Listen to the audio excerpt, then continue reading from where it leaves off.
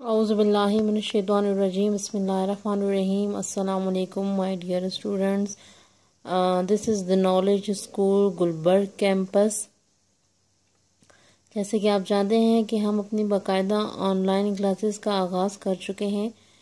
آج جماعت KG مضمون اردو میں ہم حروف تہجی کی دہرائی اور پڑھائی کریں گے. حروف تہجی آپ نرسری جماعت میں پڑھ بھی چکے ہیں اور لکھنا بھی جانتے ہیں، لیکن آج ہم دوبارہ اس کی لکھائی کریں گے. ہمارا سب سے پہلا حرف ہے الف، جیسے کہ آپ کی کتاب میں بھی لکھا ہوا ہے الف. الف جو ہے وہ پہلی 3 لائنوں میں لکھا جاتا ہے. پہلی 3 لائنوں میں لکھا جاتا ہے الف. الف کی آواز ہے آ. الف کی آواز ہے آ. دوسرا حرف ہمارے پاس ہے الف مد آ. یہ الف کے خاندان سے ہے، الف کی فیملی سے ہے.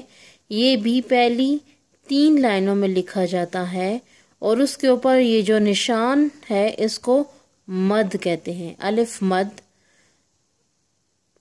الف مد کی آواز ہے الف مد آ. الف مد آ. اس کی آواز کو تھوڑا کھینچ کے نکالا جاتا ہے. الف مد آ. تیسرا ہمارا حرف ہے بے. بے جو ہے وہ درمیان کی 2 لائنوں میں لکھا جاتا ہے. بے. اور اس کے نیچے ایک نقطہ لگایا جاتا ہے. بے کی آواز ہے با.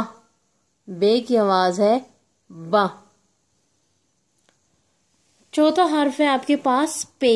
یہ بے کے خاندان سے ہے، بے فیملی سے ہے. بالکل بے کی طرح درمیان والی 2 لائنوں میں لکھا جاتا ہے، لیکن اس کے نیچے 3 نقطے لگائے جاتے ہیں. اس کو کہتے ہیں پے. اور پے کی آواز ہے پا. پے کی آواز ہے پا. اگلا حرف ہے ہمارے پاس تے. یہ بے فیملی سے ہے، بے خاندان سے ہے. درمیان والی 2 لائنوں میں لکھا جاتا ہے اور اس کے اوپر 2 نقطے لگائے جاتے ہیں. اس کو کہتے ہیں تے. تے کی آواز ہے تا. تے کی آواز ہے تا. ہمارا چھٹا حرف ہے ٹے، جو کہ بے فیملی سے ہے اور بے کی طرح لکھا جاتا ہے درمیان والی 2 لائنوں میں، لیکن اس کے اوپر چھوٹا سا توئیں ڈالا جاتا ہے اور اس کو ٹے کہتے ہیں. ٹے کی آواز ہے ٹا. ٹے کی آواز ہے ٹا. ہمارا آخری حرف جو کہ بے فیملی سے ہے وہ ہے سے، جو کہ درمیان والی 2 لائنوں میں لکھا جاتا ہے اور اس کے اوپر 3 نقطے لگائے جاتے ہیں. سے. سے کی آواز ہے سا. سے کی آواز ہے سا. پیارے بچوں، آج ہم نے الف سے تک کے حروف کو لکھنا بھی سیکھا ہے اور ان کی آواز کی دہرائی بھی کی ہے. آپ نے اپنی اردو کی کاپی میں اسی طرح سے الف سے تک کے حروف لکھنے ہیں اور ان کی دہرائی کرنی ہے. میں نے مارکر سے کام کیے ہیں، لیکن آپ سب بچوں نے اپنی پینسل سے کام کرنا ہے. امید ہے آپ لوگوں کو لکھنا آ گیا ہوگا. Thank you.